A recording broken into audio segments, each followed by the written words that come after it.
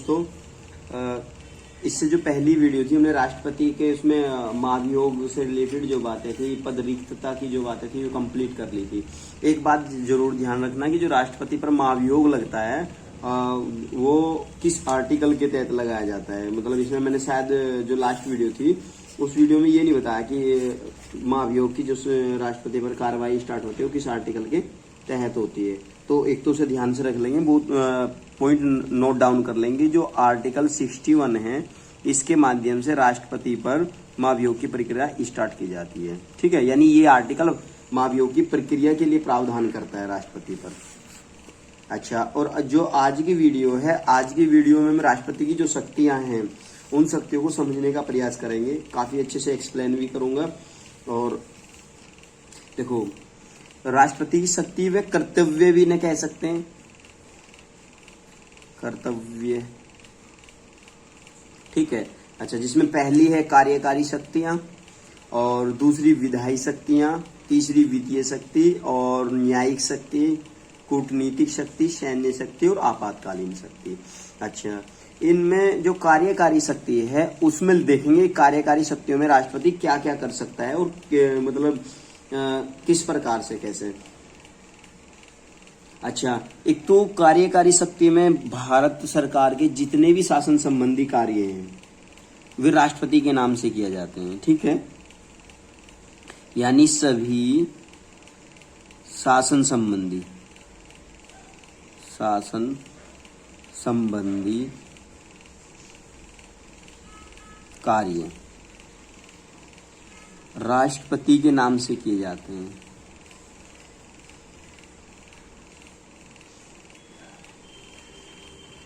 नाम पर किए जाते हैं। अच्छा, इनमें हम ना इम्पोर्टेंट जो एग्जाम में पूछी जा सकती हैं, जो हमारी जानकारी के लिए इम्पोर्टेंट है, वो ही सब लिखेंगे। अच्छा, एक जो राष्ट्रपति जो पॉइंट है वो ज्यादा चर्चा का विषय इसलिए बन गया है कि अभी लेटेस्ट राष्ट्रपति के चुनाव हुए और आदिवासी महिला को राष्ट्रपति चुना गया है। ठीक है, तो इसलिए, और अभी कल परसों की जो लोकसभा की में बहस चली हुई थी, आपने सुनी होगी, नहीं सुनी तो सुनना चाहिए। जो संसद टीवी है उस पर प्रोग्राम आता है, मानसून सत्र जो चला हुआ है, उसमें क्या हुआ कि राष्ट्रपति को लेकर विपक्ष ने उसे राष्ट्रपति ना बोले राष्ट्रपत्नी बोल दिया। अधीर रंजन जो है ये कांग्रेस नेता, और तो इनके ऊपर वहां बहस हुई। तो इसलिए ये ज्यादा हॉट टॉपिक बना हुआ है, तो थोड़ा ध्यान से पढ़ेंगे। अच्छा, एक इम्पोर्टेंट पॉइंट है कि जो शासन संबंधी कार्य राष्ट्रपति के नाम पर किए जाते हैं, इसी में एक बात ध्यान रखेंगे, राष्ट्रपति जो है प्रधानमंत्री और अन्य मंत्रियों की नियुक्ति करता है। ठीक है, प्रधानमंत्री, इसी में लिखेंगे राष्ट्रपति प्रधानमंत्री व अन्य मंत्रियों की नियुक्ति करता है। ठीक है, अच्छा, और एक और बात ध्यान रखना है कि वे उसके प्रसाद पर्यंत ही पद पर बने रहते हैं। यानी प्रसाद पर्यंत पद पर नहीं, प्रसाद पर्यंत कार्य करते हैं। ठीक है, अच्छा, एक और इसमें महान्यायवादी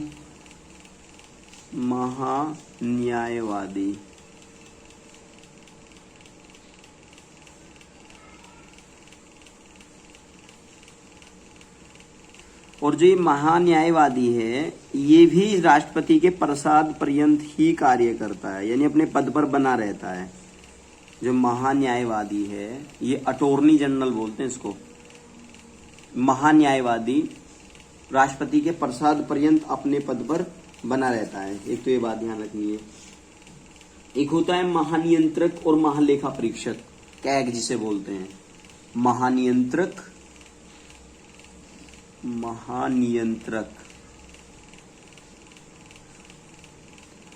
और महालेखा परीक्षक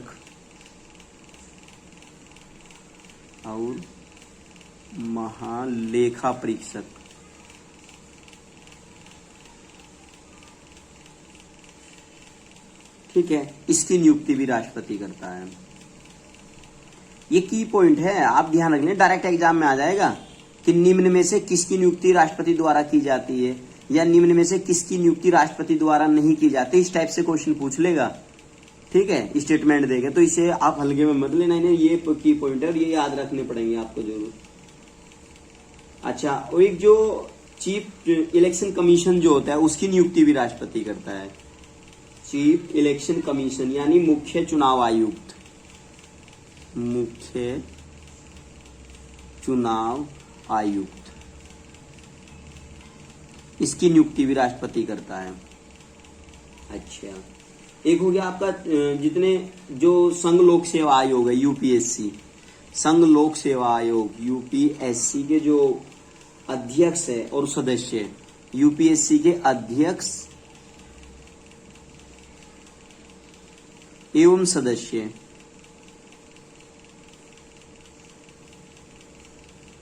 यानी अध्यक्ष और सदस्य, इनकी नियुक्ति भी करते हैं। राज्य के राज्यपाल, ये तो खैर हर किसी को पता होगा।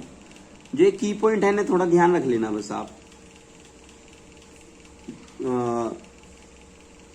राज्यों के राज्यपाल, वित्त आयोग के अध्यक्ष और सदस्य, वित्त आयोग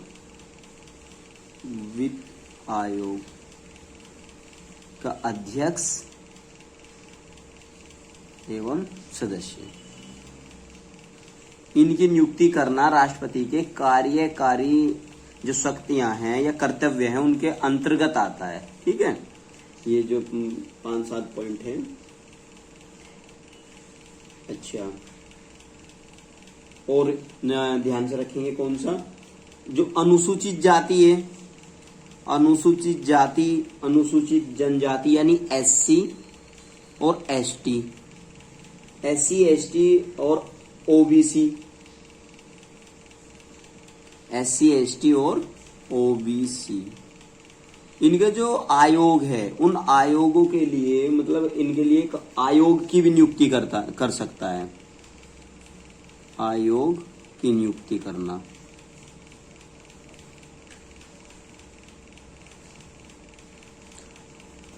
ठीक है, अच्छा, बस ये कार्यकारी शक्तियों के अंतर्गत ये पॉइंट थोड़ा सा ध्यान में रख लेंगे। यहीं से क्वेश्चन इसी टाइप से पूछ सकता है कि निम्न में से ऐसा कौन सा कार्य जो राष्ट्रपति नहीं करता है, या एक तरीके से और क्वेश्चन पूछ सकता है जो ज्यादा हार्ड बनाने की कोशिश करेगा कि निम्न में से ऐसा कौन सा कार्य जो उसकी कार्यकारी शक्तियों के अंतर्गत आता है, ऐसा भी कुछ पूछ सकता है। तो इन सब चीजों पर ध्यान रखना है आपको। ठीक है, अब देखेंगे इसकी जो विधायी शक्तियां हैं, विधायी शक्तियों में कौन कौन सी शक्तियां शामिल है। अच्छा, विधायी शक्तियों में क्या बताया, संसद की जो है ना वो बैठक बुला सकता है और कुछ समय के लिए संसद की जो कार्रवाई है उसे स्थगित भी कर सकता है, और संसद का जो संयुक्त अधिवेशन होता है, जो ज्वाइंट मीटिंग जो होती है उसको भी बुला सकता है, और लोकसभा जो अध्यक्ष है उसकी अध्यक्षता, यानी जो संयुक्त बैठक होगी, संयुक्त बैठक की अध्यक्षता हमेशा लोकसभा अध्यक्ष करेगा, जो प्रेजेंट टाइम में ओम बिड़ला साहब हैं। ठीक है, ये इसकी विधायी शक्तियों के अंतर्गत है। और देखेंगे कौन सी और दूसरी शक्ति देखो, और प्रत्येक जो चुनाव होगा, मतलब जैसे नया कोई चुनाव हुआ उसके में जो पहला जो भाषण देगा, अधिवेशन जो देगा वो राष्ट्रपति देता है, प्रथम अधिवेशन, और वर्ष के प्रथम अधिवेशन को भी राष्ट्रपति देता है। ठीक है, ये भी इसकी विधायी शक्तियों के अंतर्गत आता है। लोकसभा के किसी भी सदस्य को सदन की अध्यक्षता सौंप सकता है, ये उसकी मर्जी है। मान लिया लोकसभा में इसे मन कर रहा है कि उसे अध्यक्ष बना दूं, तो उसे भी अध्यक्ष बना सकता है, ये इसकी विधायी शक्ति है। ठीक है, अच्छा, इसी प्रकार राज्यसभा में क्या करेगा, राज्यसभा में सपोज करो सभापति का और उपसभापति के दोनों पद रिक्त हैं, बाई सिचुएशन सभापति और उपसभापति के पद रिक्त हैं, तो वहां भी ये किसी व्यक्ति को राज्यसभा में से उठा के उसकी अध्यक्षता सौंप सकता है कि भाई तू अध्यक्षता कर ले। ठीक है, ये भी राष्ट्रपति की विधायी शक्ति है। लोकसभा का भी हो गया। अच्छा, एक सबसे जो इम्पोर्टेंट है इसकी विधायी शक्तियों के अंतर्गत जो आता है, जो ये 12 मेंबर मनोनीत करता है, ये 12 कैंडिडेट जो है, इतने 12 सदस्यों को जो मनोनीत करता है, वे आपके अलग अलग क्षेत्रों से होते हैं, जिनके क्षेत्र इंपॉर्टेंट है। जैसे सचिन तेंदुलकर को इसने चुना था इसी प्रकार से। तो मतलब इन 12 सदस्यों को मनोनीत करना इसका विधायी शक्तियों के अंतर्गत आता है। जैसे पहला क्षेत्र इसमें साहित्य हो गया, विज्ञान, कला व समाज सेवा, ठीक है। और जो मतलब किसी क्षेत्र में स्पेशलिस्ट व्यक्ति हैं, उनको उन ऐसे क्षेत्रों से 12 सदस्यों को लेता है, अपनी मर्जी से मनोनीत करता है, ये इसकी विधायी शक्ति होगी। और लोकसभा में जो 2 आंगल समुदाय के व्यक्ति थे, उन्हें मनोनीत करना भी इसकी विधायी शक्तियों में था। लेकिन अब क्या रहा कि लोकसभा में जो ये 2 सदस्य मनोनीत करता था, उन्हें मतलब हटा दिया गया। मनोनीत आंगल भारतीयों की जरूरत नहीं है लोकसभा में, कुछ ऐसा प्रावधान हुआ था अभी लेटेस्ट, वो थोड़ा सा देख लेना आप, करंट अफेयर से रिलेटेड पॉइंट था, ठीक है। शायद अब नहीं करता है 2 सदस्य लोकसभा में, बाकी राज्यसभा के 12 सदस्यों को जरूर मनोनीत करता है, इसके साथ ये मत भूल जाना, ठीक है। अच्छा, जो चुनाव आयोग है उनसे परामर्श कर, मान लिया चुनाव आयोग हो गया, उनसे पर्सन करेगा, पर्सन करके फिर उस पर्सन पर निर्णय लेना, ठीक। और उनकी निहरता, मतलब कोई संसद सदस्य है कि ये उसके लिए अर्हता रखता है नहीं रखता है, इन पर्सनों पे भी बातचीत कर सकता है, ठीक। अच्छा, एक और बात इंपॉर्टेंट रखनी है, याद रखो। देखो इसमें क्या बताया गया, इसमें इन्होंने कि जो कुछ विधेयक ऐसे रहे जो मतलब राष्ट्रपति की पूर्वानुमति की जरूरत पड़ती है उनमें, ये भी एक इसकी विधायी शक्ति है। जैसे संचित निधि से धन निकालना हो, तो संचित निधि से धन निकालने के लिए हमें कोई विधेयक जो पास करना पड़ेगा, उसमें सबसे पहले उस विधेयक को पेश करने से पहले राष्ट्रपति की अनुमति की जरूरत होती है। किसी राज्य की सीमाओं में परिवर्तन करना हो, उसका नाम बदलना हो किसी राज्य का, ठीक। तो ऐसे जो विधेयक हैं, ऐसे विधेयकों के लिए राष्ट्रपति की पूर्वानुमति की जरूरत होती है। उस पूर्वानुमति के लिए ये भी किसकी क्या वो विधायी शक्ति के अंतर्गत है। ये बात ध्यान रख लेना कि विधायी शक्तियां कौन सी हैं, कार्यकारी शक्तियां कौन सी, इनमें डिफरेंस भी आ सकता है कि मतलब जो जैसे मैंने अभी बताया कि निम्न में से विधायी शक्तियां कौन सी है, ऐसी कौन सी शक्ति है जो विधायी शक्ति नहीं है, ऐसी कौन सी शक्ति जो कार्यकारी शक्ति है, ठीक है ना। तो इन चीजों को, और ये वे क्वेश्चन बनेंगे जिनसे आपका सिलेक्शन होना ज्यादा जरूरी है, मतलब कि ऐसा क्वेश्चन जो बच्चा करता है वो सिलेक्शन की दौड़ में होता है, ठीक। ये क्वेश्चन हर कोई स्टूडेंट नहीं कर पाता। अच्छा, अब जैसे मान लिया कोई भी विधेयक है और वो संसद में पेश हो गया और पारित हो गया, पहले सदन में भी और दूसरे सदन में भी, तो तीसरी जो प्रोसेस होगी वो कहां जाएगी, राष्ट्रपति के पास जाएगी। अब जब वो राष्ट्रपति के पास जाएगी तो इसमें 3 सिचुएशन होती है, ये विधायी शक्तियों में ही है, और तीनों सिचुएशन यहां लिखवा देता हूं मैं, यहां देखो ध्यान से।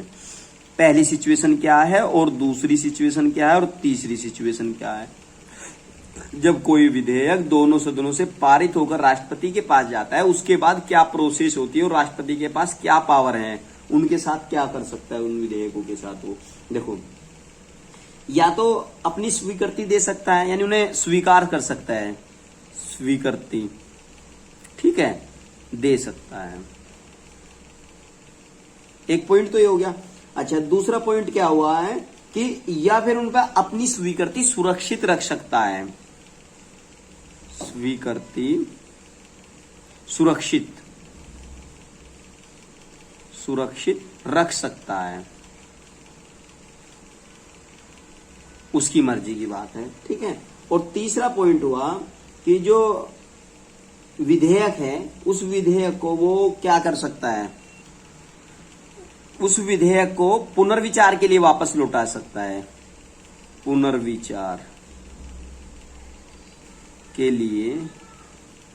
लिए वापस लौटा सकता है। देखो भाई, एक बात ध्यान रखना, जो पुनर्विचार के लिए विधेयक वापस लौटाता है, इसमें एक बात ध्यान रखनी है कि धन विधेयक को वापस नहीं लौटा सकता, धन विधेयक को वापस नहीं लौटा सकता, ठीक है। ये पॉइंट ध्यान रखना है, बस ये इंपॉर्टेंट पॉइंट है। देख, उन्होंने कहा ना कि वो इन 3 प्रकार से उन पर काम कर सकता है, तो स्वीकृति दे सकता है, या स्वीकृति सुरक्षित रख सकता है, और या फिर वो आपका क्या कर सकता है, पुनर्विचार के लिए वापस लौटा सकता है, लेकिन पुनर्विचार के लिए वो केवल और केवल जो साधारण विधेयक है उन्हीं को वापस लौटा सकता है, धन विधेयक को वापस नहीं लौटा सकता। ठीक है, ये फैक्ट है और इसे ध्यान रखेंगे सब लोग। अच्छा, जो विधेयक है ना, ये विधेयक क्या चीज है, क्यों है, ये सब चीज किसी वीडियो में स्पष्ट समझेंगे बहुत अच्छे से, यहाँ सिर्फ केवल इतना ही समझ लो। अच्छा, अब ये जो 3 सिचुएशन बताई, इनसे अलग एक बात ध्यान रखनी है आपको। यहाँ कर दिया, इतना कर सकता है, लेकिन एक और बात है, जैसे इसने पुनर्विचार के लिए कोई विधेयक भेज दिया और पुनर्विचार करके अब जो आपकी संसद है, संसद ने दोबारा वो ऐसा कैसे ही भेज दिया, चलो ठीक है भाई दोबारा ऐसे ही भेज रहे, और उन्होंने कोई संशोधन नहीं किया, विचार करके बता दिया कि ये ठीक है जी, यही मानना पड़ेगा, तो राष्ट्रपति की मजबूरी है कि वो राष्ट्रपति को अपनी सहमति देना पड़ता है। ठीक है। अच्छा, अगली शक्ति देखो। अच्छा, जो एक तो ये तो हुई जो मतलब संसद से रिलेटेड विधेयक वगैरह थे। अब एक शक्ति इसकी जो राज्य विधायिका है ना, राज्यों की जो विधायिका है, वहां भी इसके पास पावर है। वहां क्या पावर है राष्ट्रपति जी के पास? वहां पावर ये है कि जैसे मान लिया कोई विधेयक वहां पारित नहीं होता, ठीक है, या पारित होता है, या किसी उस विधेयक पर कुछ विचार करना है, तो वहां भी राष्ट्रपति अपने विचार के लिए उसे सुरक्षित रख सकता है। ठीक है, तो उसमें भी 3 पॉइंट है, कैसे कैसे, वहां भी यही है कि स्वीकृति दे सकता है, ये सुरक्षित रख सकता है। अच्छा, यह अब जो तीसरा पॉइंट है वो इंपॉर्टेंट है वहां का, राज्य विधायिका के विधेयक के लिए 2 तो सेम है, स्वीकृति दे सकता है, स्वीकृति सुरक्षित रख सकता है। तीसरे पॉइंट में क्या करता है ये कि राज्यपाल को निर्देश देगा, और निर्देश क्या देगा कि यदि जो विधेयक है वो धन विधेयक नहीं है, उस सिचुएशन में ये बोलेगा कि इस विधेयक को पुनर्विचार के लिए लौटा दे। मान लिया जैसे अब उत्तर प्रदेश है और उत्तर प्रदेश की राज्य विधायिका है, ठीक है, वहां कोई विधेयक आया और उस विधेयक पे इसे सोचना है, कुछ इसके दिमाग में आए कि भाई ये विधेयक पारित नहीं होना है या गलत है, क्या है, तो ये बोल देगा भाई इसमें कुछ कमी है, राज्यपाल को ऑर्डर करेगा कि तू ऐसा कर ले, इसे वहां भिजवा दे, ये सदन में वापस भेज दे, इसे विचार करेगा। ठीक है, चलो जी, विचार करने के लिए भेज दिया, पर इसमें ध्यान रखना कि वो धन विधेयक नहीं होना चाहिए, चला गया पुनर्विचार के लिए। ठीक, बस इंपोर्टेंट पॉइंट यही है कि जो संसद में पुनर्विचार के लिए भेजा गया था ये तो वापस लागू हो गया था, वापस लौट के आने के बाद ये लागू हो गया था और सहमति देना इसके लिए बाध्यकारी था। ठीक है, तो लेकिन यहाँ जो है राज्य विधायिका में पुनर्विचार के लिए जो विधेयक चला गया, जो विधेयक पुनर्विचार के लिए भेजा गया, वो विधेयक पर बाध्यकारी नहीं है सहमति देने के लिए। ठीक है, सहमति देने के लिए बाध्य नहीं है। बस ये पॉइंट ध्यान रखो कि जो संसद में जो आया था विधेयक, उस पर तो क्या था, ये बाध्य था, ये इंपॉर्टेंट पॉइंट है। और जो राज्य विधायिका में पुनर्विचार के लिए इसने भेजा है विधेयक, उस विधेयक पर यदि ये पुनर्वे उसे वापस ऐसा कैसे लौटा देते हैं बिना संशोधन किए, बिना विचार किए, तो वहां ये स्वीकृति देने के लिए बाध्य नहीं है। ठीक है, एक पॉइंट ये था। अच्छा, एक पॉइंट ये मैंने अभी बताया था, जो कार्यकारी शक्तियों में ये जो आपका महानियंत्रक और लेखा परीक्षक है ये, और संघ लोक सेवा आयोग के जो अध्यक्ष हैं, वित्त आयोग है, इन सब की जो रिपोर्ट होगी, देखिए इनकी रिपोर्ट, ये जो 3-4 पॉइंट जिनका ये नियुक्ति कर रहा था यहाँ कार्यकारी शक्तियों में, ये जो 3 पॉइंट है, महानियंत्रक एवं लेखा परीक्षक, यूपीएससी के अध्यक्ष और वित्त आयोग, जो ये है, इनकी जो रिपोर्ट है, इन रिपोर्टों को वो किसके समक्ष, संसद के समक्ष पेश कर रखता है, ये भी इसी की जिम्मेदारी है। देख, इनकी नियुक्ति करना कार्यकारी शक्ति और कर्तव्य हो गया, और इन्हीं की रिपोर्टों को कहा, संसद के समक्ष पेश करना, इसकी कौन सी नियुक्ति के अंतर्गत आता है, वो है विधायी शक्तियां। ठीक है, विधायी शक्तियों में तो आ गया इनकी रिपोर्ट को संसद के समक्ष रखना, और इनकी नियुक्ति करना आ गया कार्यकारी शक्तियों में। ये डिफरेंस, मेजर डिफरेंस है, ध्यान रखना। ठीक है, अच्छा, अब है इसकी वित्तीय शक्तियां। वित्तीय शक्तियों में क्या है, जो वित्तीय शक्ति हमने लिखा था, ये तो नॉर्मल सा है, वित्तीय शक्ति ज्यादा नहीं है। धन विधेयक में जो राष्ट्रपति की पूर्वानुमति है, इसके द्वारा ही, मतलब उसकी अनुमति लेके ही वो संसद में पेश किया जाएगा। संसद में जब प्रस्तुत करना हो कोई धन विधेयक, तो उसकी पूर्वानुमति की जरूरत है। एक ऐसी जो सेंट्रल गवर्नमेंट का जो बजट होता है, सेंट्रल गवर्नमेंट के बजट को संसद के समक्ष रखने की जिम्मेदारी जो है किसकी है, राष्ट्रपति की है। ठीक है, यानी राष्ट्रपति ऑर्डर करता है कि इस बजट को संसद के समक्ष रखा जाए जब वित्त मंत्री आपका बजट को पढ़ना शुरू करता है। या तो आपने देखा होगा बजट सत्र जब होता है फरवरी में। अच्छा, मान लिया अनुदान की मांग करनी है किसी को, कोई राज्य या कोई भी है, कोई अनुदान से रिलेटेड विधेयक है, ऐसी अनुदान की मांग के लिए राष्ट्रपति की सिफारिश की जरूरत है। मैंने 3 पॉइंट बता दिए। एक तो धन विधेयक में राष्ट्रपति की पूर्वानुमति की जरूरत है, सबसे पहले उसकी पूर्व अनुमति लेनी पड़ेगी। एक दूसरा पॉइंट बताया केंद्रीय जो बजट है उसे संसद के समक्ष पेश करना और राष्ट्रपति की जिम्मेदारी है, ठीक है, यानी इसी की शक्तियों के अंतर्गत आता है। एक बता दिया मैंने, कोई अनुदान की मांग करता है तो उस अनुदान की मांग करने के लिए भी राष्ट्रपति की सिफारिश की जरूरत है।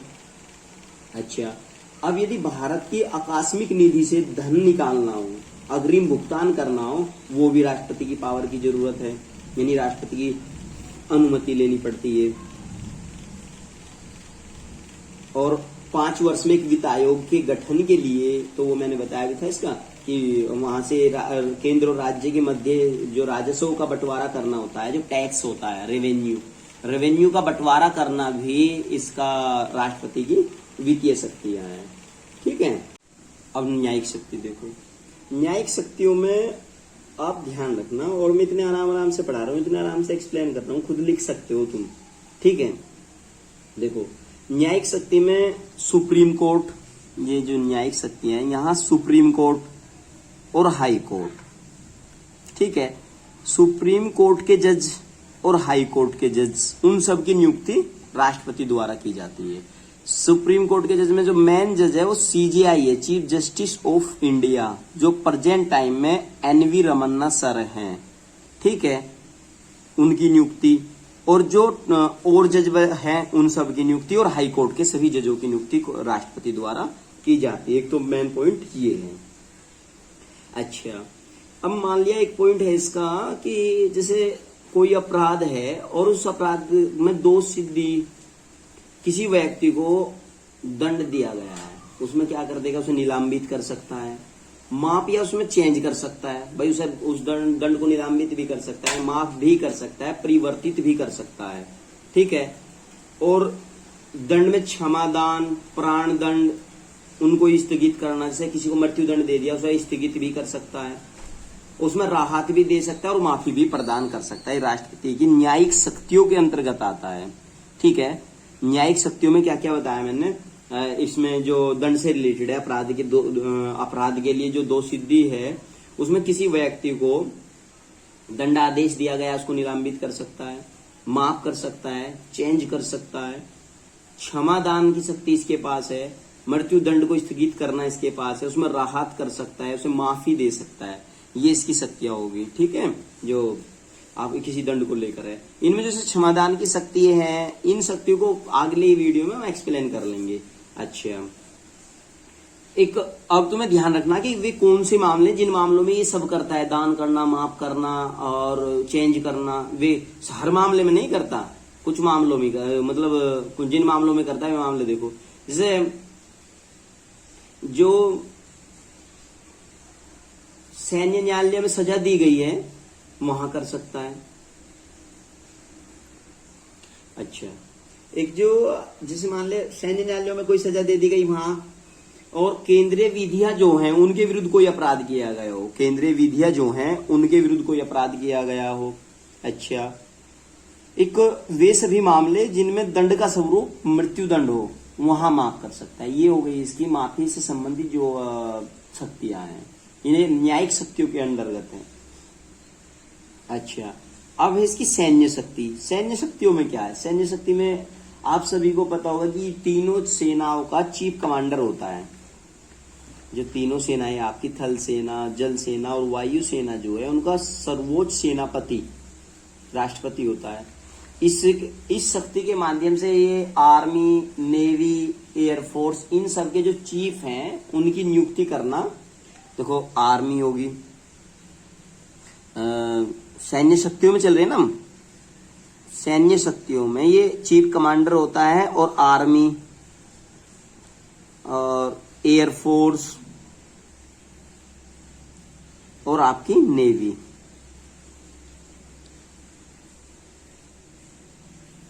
ठीक है। इनके जो चीफ है, इन तीनों सेनाओं के चीफ की नियुक्ति करना राष्ट्रपति की न्यायिक शक्ति है, सॉरी सैन्य शक्ति है।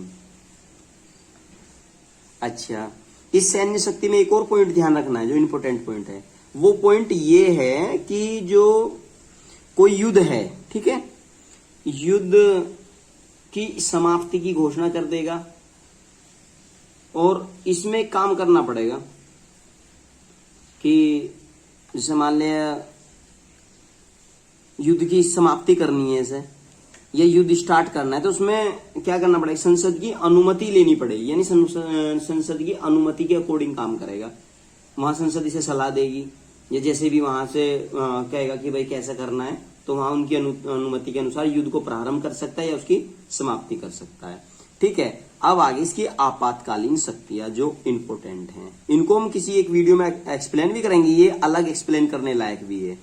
आपातकालीन शक्तियां, आपातकालीन शक्तियों में तो राष्ट्रीय आपातकाल है, राष्ट्रीय आपातकाल, ठीक है, जो आर्टिकल 352 के अंतर्गत लगाया जाता है, अनुच्छेद आर्टिकल, ठीक है। अच्छा, एक है आपके राष्ट्रपति शासन जो लगता है, राष्ट्रपति शासन, ठीक है। राष्ट्रपति शासन आपका आर्टिकल 356 और आर्टिकल 365 दोनों के तहत लगाया जाता है। अभी तक आप केवल आर्टिकल 366 जो 356 है इसके माध्यम से जानते होंगे कि राष्ट्रपति शासन, ये जो आर्टिकल 365 है इसके तहत भी राष्ट्रपति शासन लगाया जाता है। उसको हम जो ये वीडियो लेकर आएंगे आपातकालीन शक्तियों पर, विस्तृत जो वीडियो होगी उसमें मैं बहुत अच्छे से एक्सप्लेन करूंगा, ठीक है। एक है वित्तीय आपातकाल, वित्तीय आपातकाल अभी तक इंडिया में नहीं लगाया गया है। अच्छा, आपातकाल, ठीक है, ये आर्टिकल 360 के माध्यम से लगाया जाता है। आई बात समझ में? आपातकालीन शक्तियों में आर्टिकल 352, आर्टिकल 356 और 365 और ये इधर 360, ये तीनों प्रकार की जो शक्तियां हैं ये इसकी आपातकालीन शक्तियां होंगी। इनको विस्तृत समझेंगे हम, ठीक है। और नेक्स्ट वीडियो में राष्ट्रपति की जो वीटो शक्तियां हैं, क्षमादान की शक्तियां हैं और किससे रिलेटेड कौन सा आर्टिकल है, उन्हें बहुत अच्छे से एक्सप्लेन करने का प्रयास करेंगे। तब तक दोस्तों आप इस वीडियो को ज्यादा से ज्यादा शेयर करें ताकि ज्यादा से ज्यादा लोगों के पास जाए और फिर मैं और ज्यादा अच्छी वीडियो लेके आऊं। हाँ, एक और ध्यान रखना है आपको, जो आपके CJI chief justice of India NV Ramana साहब है, अभी उन्होंने किसी यूनिवर्सिटी में स्पीच दिया है और उस स्पीच में इन्होंने जो मीडिया है ना आपकी ये इलेक्ट्रिक मीडिया, इस मीडिया के ऊपर उन्होंने स्पीच दिया और भड़क गए वे वहां। तो उसके लिए हम एक नई वीडियो लेकर आएंगे, वो भी 1-2 दिन के अंदर मैं अपलोड करूंगा। और वहां एक कंगारू कोर्ट है, कंगारू कोर्ट, उस कोर्ट को समझेंगे शॉर्ट में बहुत अच्छे से, ठीक है ना। तो आज के लिए इतना ही काफी है। ओके दोस्तों।